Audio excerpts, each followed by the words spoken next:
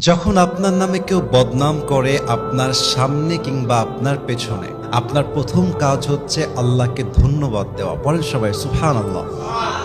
কি সুন্দর কথা আল্লাহ তাআলা বলছেন, খুব খেয়াল করবেন। আল্লাহ বলছেন, সবর ধারণ করো তাদের কথার ব্যাপারে যারা তোমার ব্যাপারে বদনাম করে। এর কারণ আমি আল্লাহ জানি তারা যা বলছে সত্য নয়, বরং তুমি হচ্ছ আসল সত্যবাদী। তুমি সেই অন্যায়টা করো নাই। এবং মাথায় রাখবা, যখন তোমার নামে কেউ বদনাম করে তোমার লাভ হচ্ছে দুইটা। এক, তোমার সমস্ত গুনাহ তাদের আমলনামায় চলে যাবে এবং তাদের সমস্ত সওয়াব তোমার আমলনামায় চলে আসবে। সুবহানাল্লাহ।